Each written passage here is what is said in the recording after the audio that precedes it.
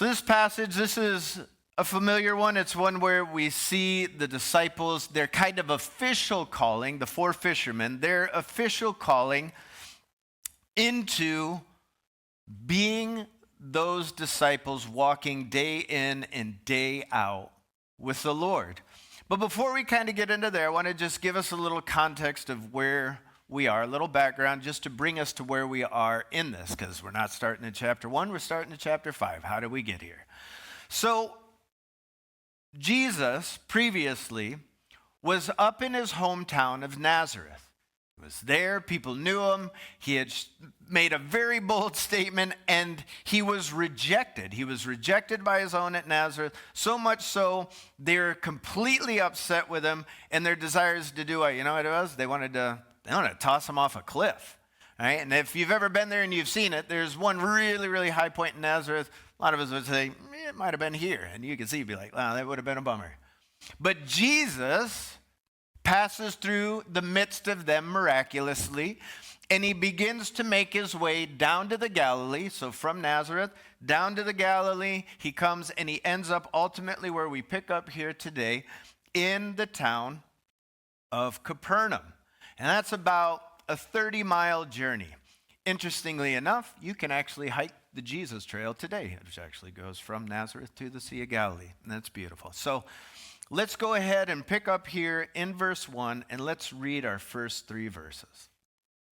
And it says, "So it was, as the multitude pressed about him to hear the word of God, that he stood by the lake of Gennesaret, and saw 2 boats standing by the lake.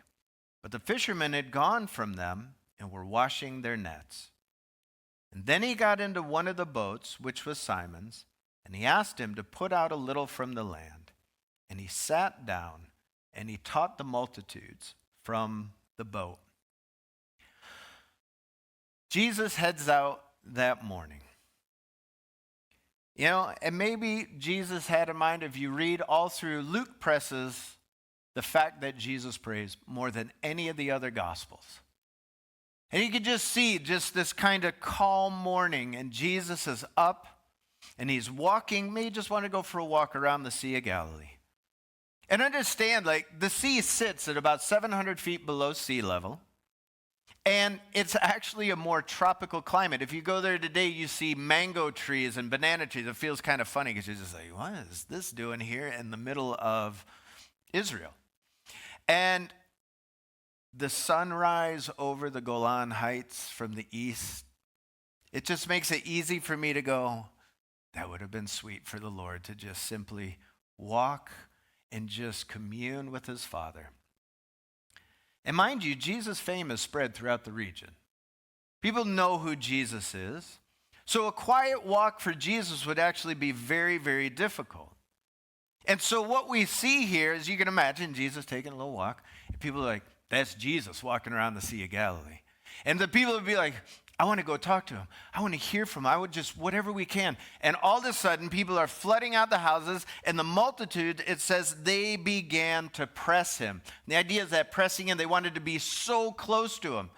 And this is why I could just kind of see Jesus. He's there. He sees the boats pulled up on shore.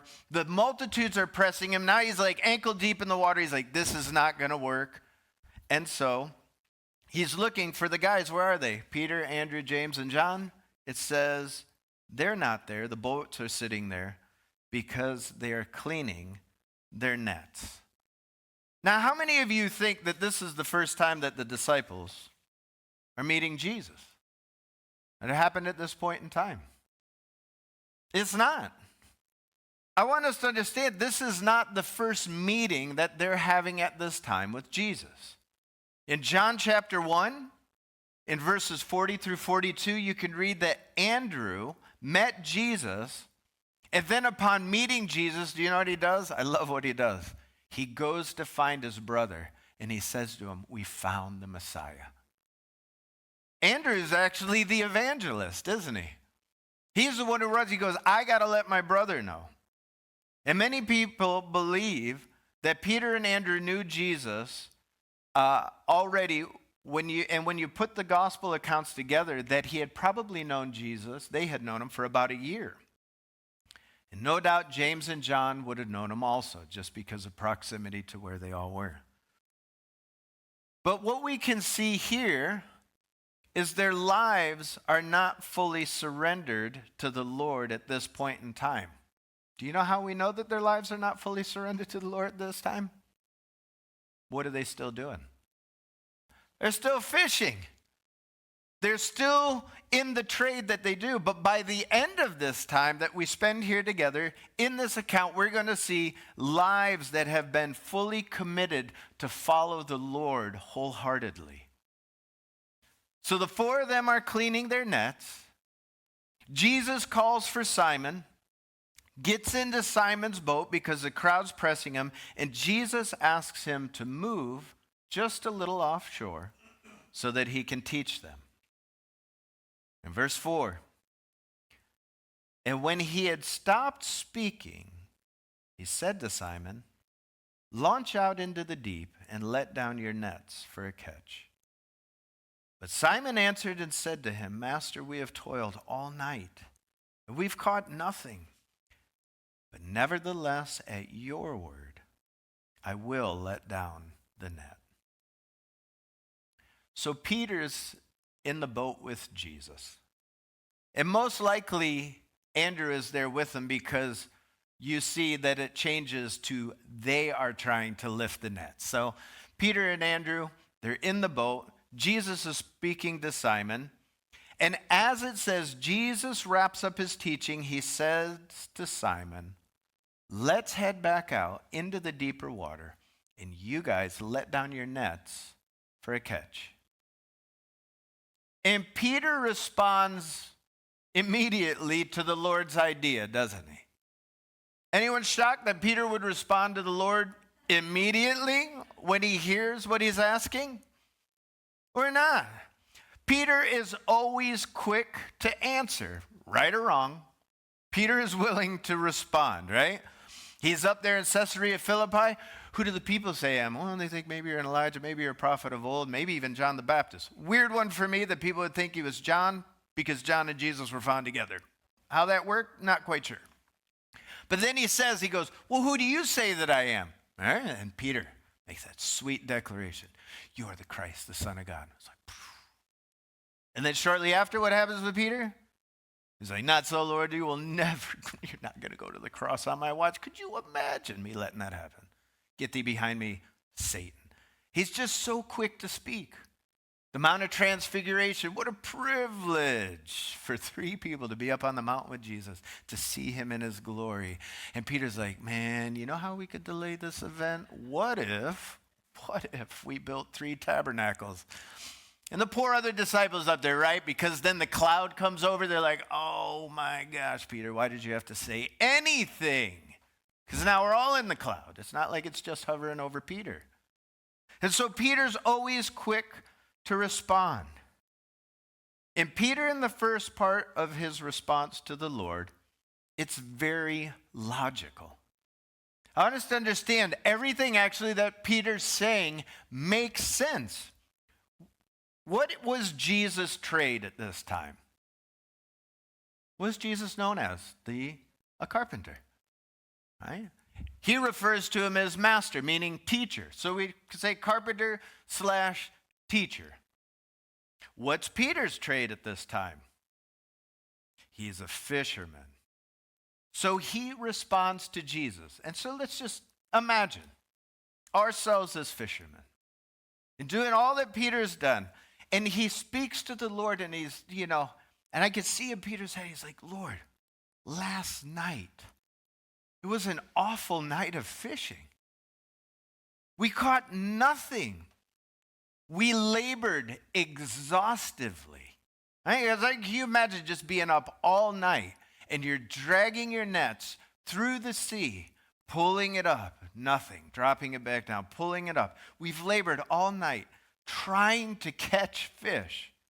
And by the way here, Jesus, I don't know if you know, but on the Sea of Galilee, we fish at night. We don't fish during the day. The fish don't ever bite during the day. That's why you don't see us out here. And we've labored all night, and we caught nothing. Hour after hour after hour, till the sun began to rise, we toiled. And it makes sense. Can we logically agree that this makes sense as a fisherman having a conversation with a carpenter teacher? It makes sense. And so he tells you, so in the morning we pulled our boats up to shore. And the other thing is, and this is actually an interesting part for me, and we can miss it, we just finished cleaning our nets. Have you ever done something really, really tiring? And if there's cleanup afterward, and I can just imagine, and you're going, how do you clean the nets? Like, I mean, it's not like they've got a hose and they're doing this. You got to think of the extent of the work to clean the nets. We've just cleaned our nets. And if it's me, I would be like, I don't want to get my nets dirty again for no reason. There's no reason to put my clean nets in the Sea of Galilee at the absolute worst time of day for fishing. So nothing what you have asked me to do, Jesus, is logical, or it's even really reasonable for you to ask me to do. Not at this time. Have you ever had a logical conversation with the Lord when you sense him asking you to do something that doesn't really make any sense? And really, you just want him to see how it makes no sense to do the thing that he's asking you to do? So my family and I, we were called overseas. We went to Costa Rica. And when I sensed that calling, I had a conversation with the Lord, a very logical one.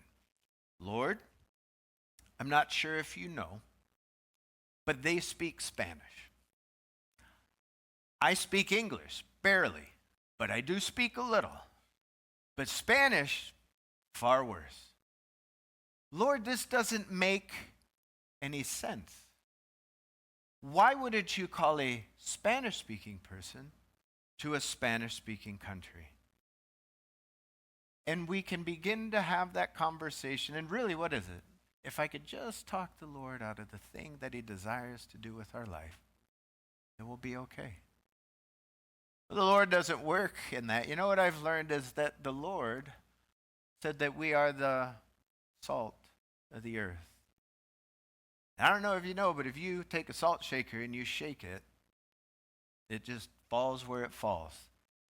And in God's economy, where the salt falls makes sense. In ours, it doesn't. For Joel, it got shaken out over Danville, which is why he's here faithfully serving you guys today. For me, in my head, it made no sense. Why would you shake it out over a Spanish-speaking country? But in the Lord's mind, he goes, because it's going to work, because I'm the one that's doing it. So Peter in his response, and I really love his response, and I'm going to just tell you, I know many people think that Peter is speaking sarcastically and confidently to the Lord. I don't think Peter speaks sarcastically to Jesus here. I think in his heart that he trusts Jesus, and I actually think Peter has grown to love him.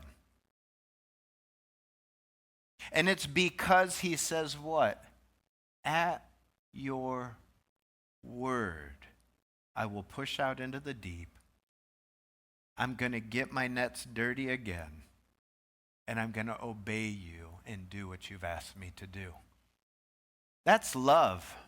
If I'm speaking sarcastically to someone, I'm not putting my nets in the water. I'm not going to launch out into the deep after an exhausting night of absolutely nothing. And you know what I love? I love that Peter didn't let his years of experience as a fisherman hinder his obedience to what Jesus had asked him to do. And that could be, our experience can become a hindrance to obedience.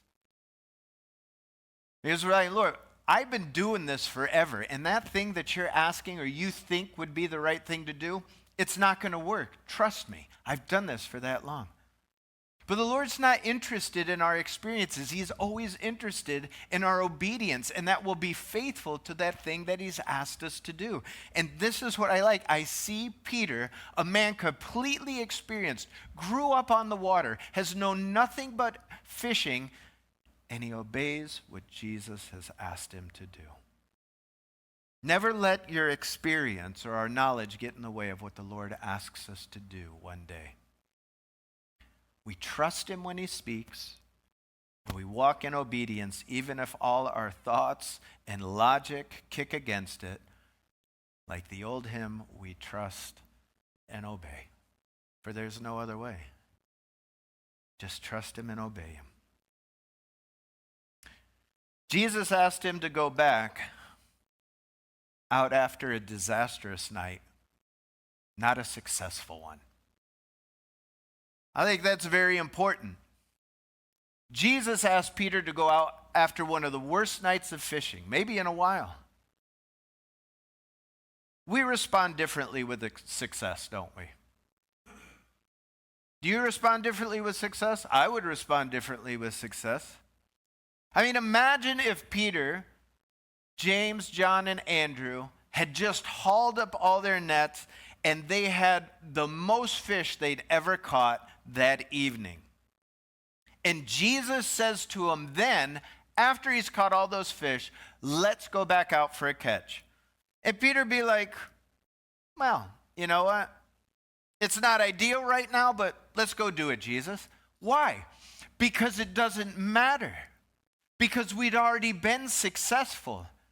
But when the Lord asks, after a disastrous time, I want you to obey, it feels completely different when we hear the Lord asking us to do something, doesn't it? Like, Lord, have you not seen what just happened? Why? Why would you want us to do this? Peter had a terrible night. Was probably tired. I would be exhausted. Like when my kids ask me to do something at like 9 o'clock at night, I'm like, why? Like I don't get it. Like, where were you before my bedtime? He's toiled all night. It wasn't like it wasn't easy. It says that they toiled all night. His equipment was clean. And if Peter probably didn't even want to be in the boat when he was asked to push it out. He probably just wanted to go home and go to bed, knowing he's going to have to get up in a few hours and do it all over again, because if I don't catch fish, I don't make any money. If I don't make any money, then I can't take care of my family. And he just wants to go to bed. He's still ready to give it a go because Jesus asked him to do it. And I love that about Peter. I love that we see whom he is. And so many times as we serve and things don't go the way we plan to, we can give up, can't we? We begin to serve because we're trying to look at the successes as opposed to the faithfulness and obedience to what we've been called to. And so we look at it and we go, this isn't successful. Therefore, I'm just kind of done. Well, here's the thing, guys. If he hasn't redirected or he hasn't told you to stop, then what do you guys think we do? We keep doing what the Lord has called us to do. Because once we put our hand to the plow, we don't look back or to the side. We look straight ahead to him and allow him to lead that. You know, I wonder if there are times when we have given up one more try too soon and we've missed what the Lord has wanted to do. I reflected on that in my own life in different times of where I've just been like, man, I don't think this is it. This can't be it. And it's just been that one time too soon to see all that the Lord wanted to actually do in that situation. I mean, imagine in this moment if Peter had said, man, Lord, not now. Not now. I can't push out into the deep now. But if you want to go out with us later tonight, feel free. Come and join us in the boat then. How often have we told the Lord, not now? Lord, just wait. Lord, this isn't a convenient time. Lord, just let me get these last things in order, and then we can step out and do this or do that. I remember the guys that when Jesus was calling disciples and they said, well, first let me go and bury my father and then I can. Oh, first let me go home and get my home in order and then, Lord, I'll meet up with you wherever you are. And Lord's just like, no, you've got to be willing to let all that go and simply follow me. And guys, if we're always waiting for the best set of circumstances in life, we're going to find ourselves never starting in the first place. Oh, Lord, if I could just see the complete picture of all that you desire to do, then I'll step out in faith. Why? I see it all. I mean, we see this from the Old Testament to the New Testament. He's really not interested in giving a full set of instructions, right? I mean, he says to Abraham, get out from your house and go to a land that I will show you. I'd be like, will? Why not show me? Remember when Saul was converted to Paul in Damascus? The Lord tells him again, it's almost identical. Rise up and go into the city, and then I will show you. And it's just like, he's blind for one, which would be a bummer to be like, rise up and go. And be like, well, there's a small problem. And he has to be led into a city, but he doesn't know why or what for, and he doesn't drink anything for 3 days. But he's just told these minimal instructions. It's like, take that first step. There we are. All right, you ready for that? And the next step, and the next. Don't stop moving. Keep following the Lord step by step.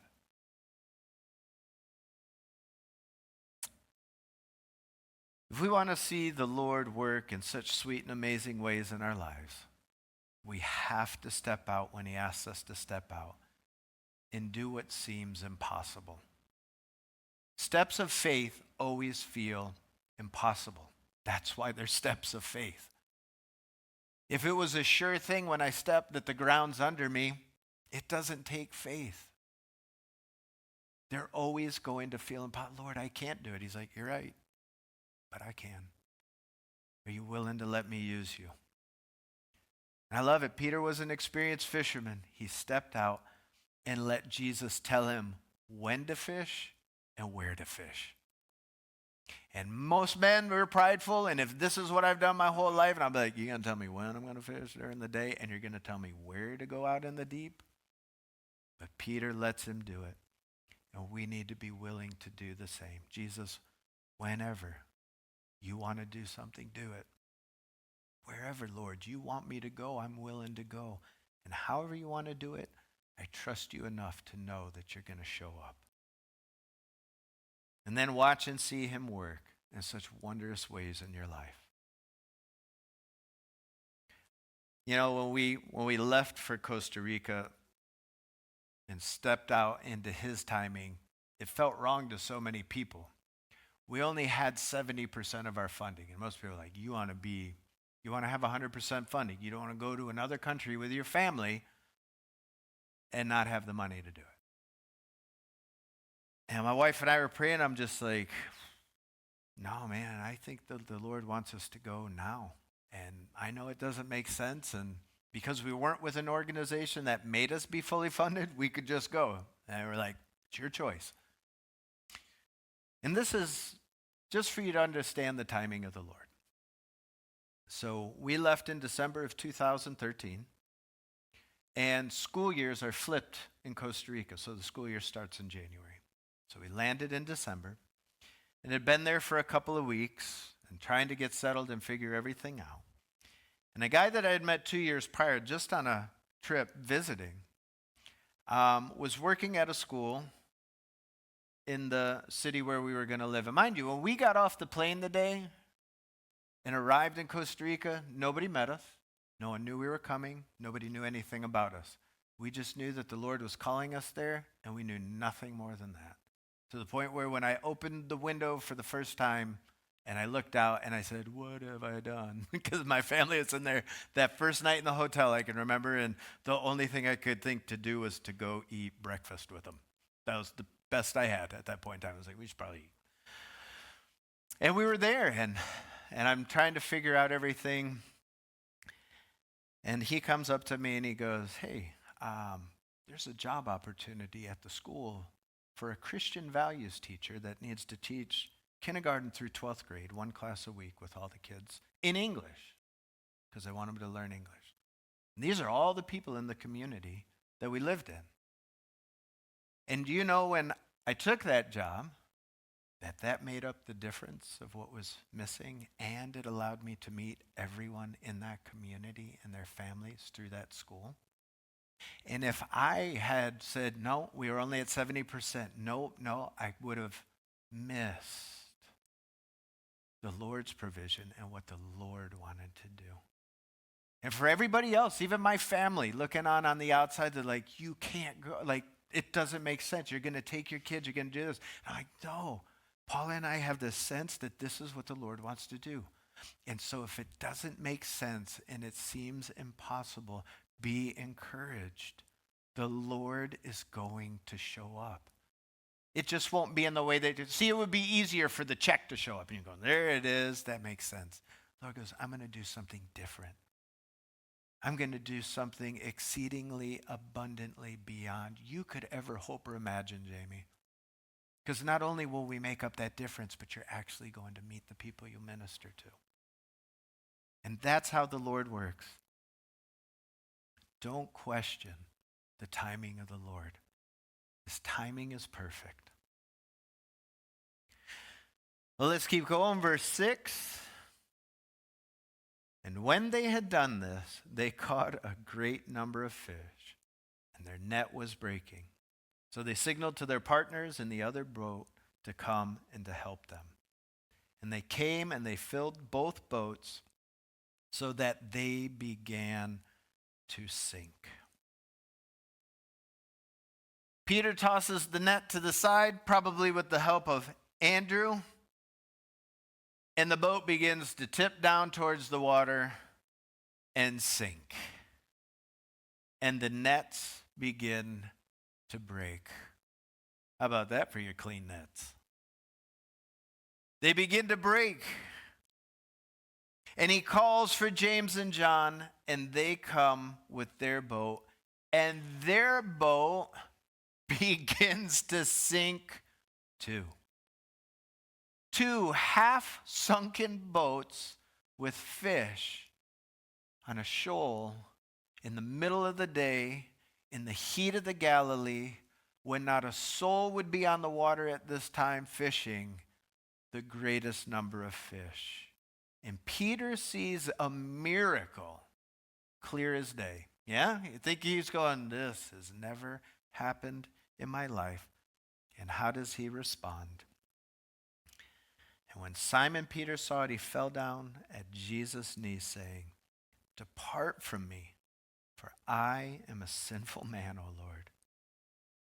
For he and all who were with him were astonished at the catch of fish that they had just taken. And so also were James and John, the sons of Zebedee, who were partners with Simon. And Jesus said to Simon, don't be afraid.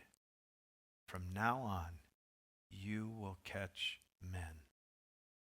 And so when they had brought their boats to land, they forsook all and followed him. Does anybody find Peter's response to the miracle a little strange? And at first glance for me, like if I'm hauling up the greatest haul of fish I've ever seen in my life, I mean, because we have other contexts for Peter, right? We have the whole of Scripture. We've seen Peter's boldness and bravery, right? It's all through the gospel. Who stepped out of the boat in the storm? Peter. Who was willing to wield a sword in the garden to protect Jesus? Not a swordsmith, but still, he wielded it. Peter. Peter's bold and brave.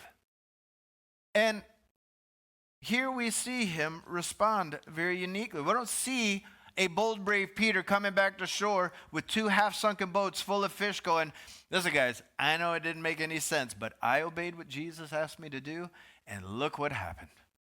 Man, we are going to be set for a while. This quantity of fish, to be able to sell this in the market, I might actually buy something pretty for my wife now. You can just see that, that's Peter, how we can kind of see him from time to time. But here's the thing. Just because Peter's nets were full to bursting didn't mean his life was full to overflowing.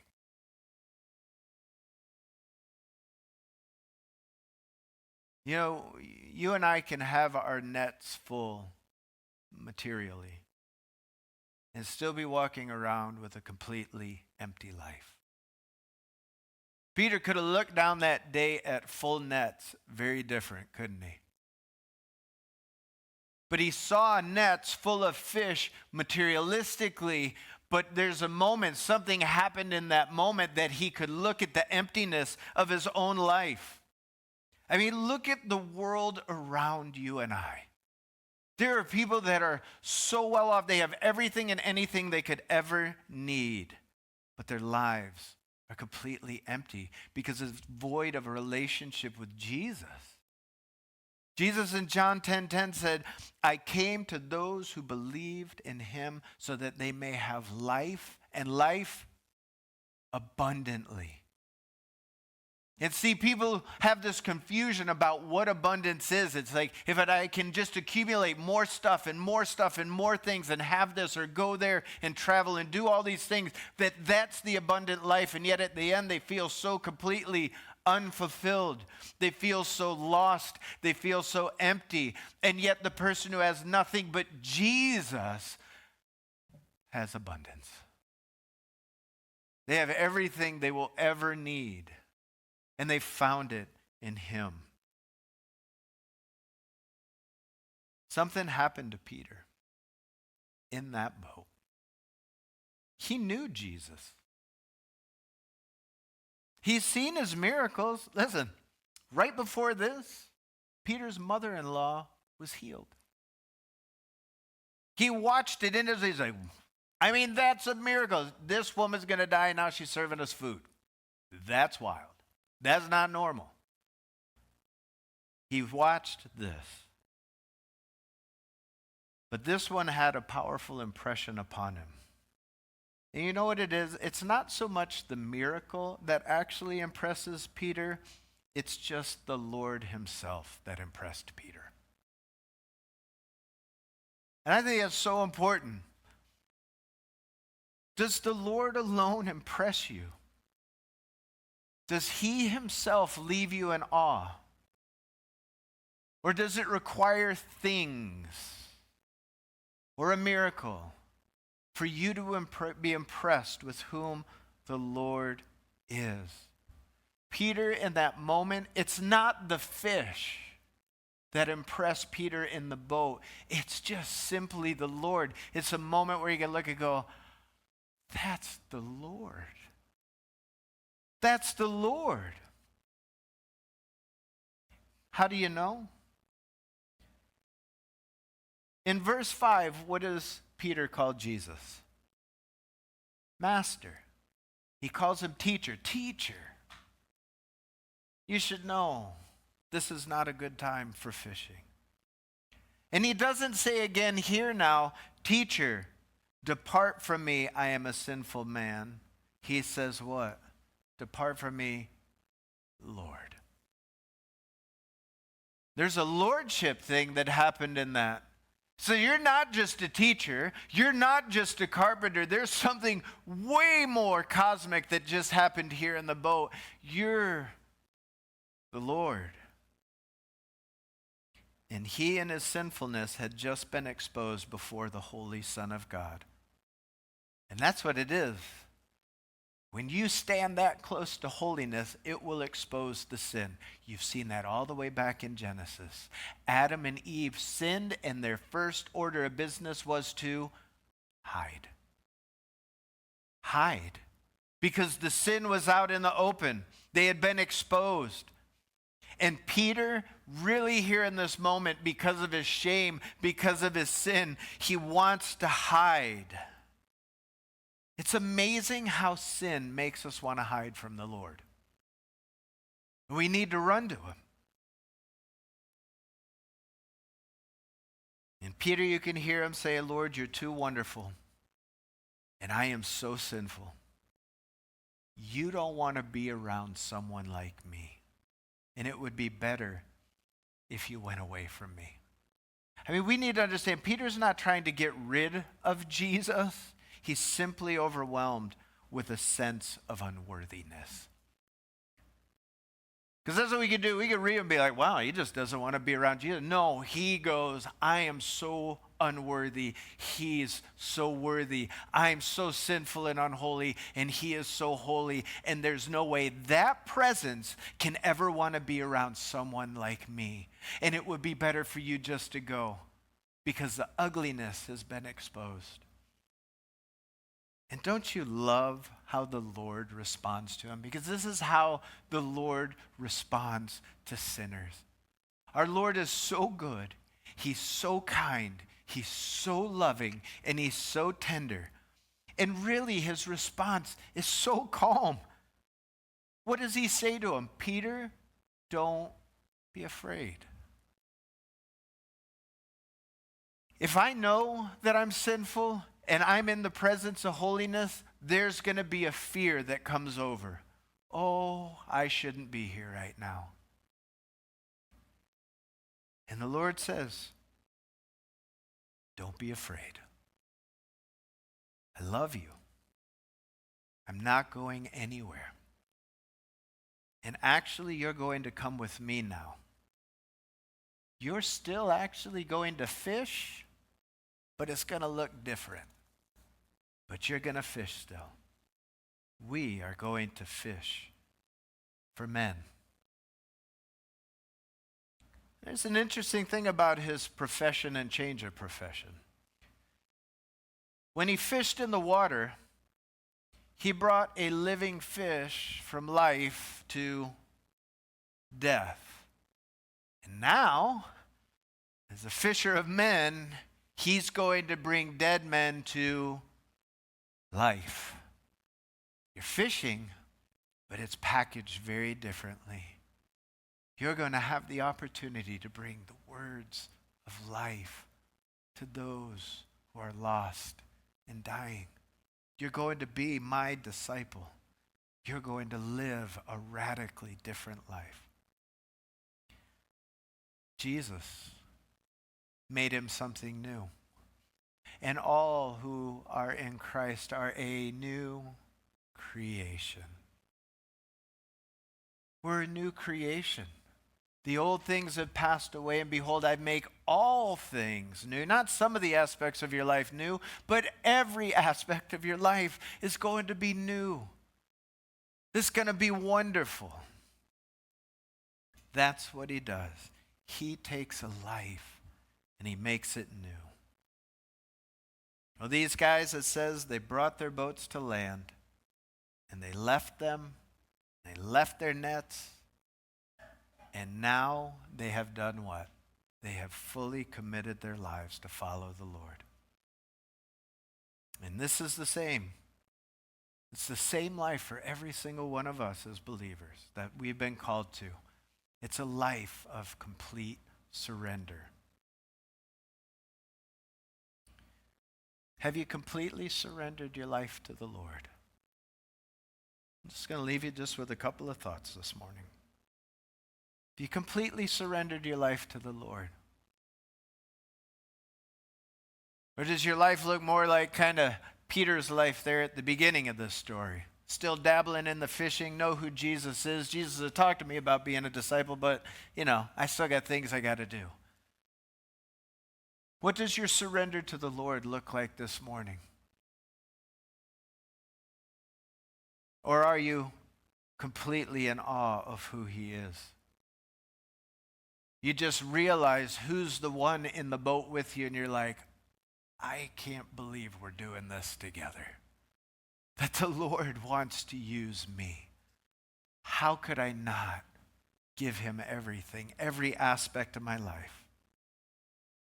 Are you in awe of the one who's rescued and redeemed you? And you can't help but surrender and serve him with all your heart, however he wants to do it, wherever he wants to do it, whenever he wants to do it. And Lord, I don't even care what it is. The fact that I get to do it with you is enough.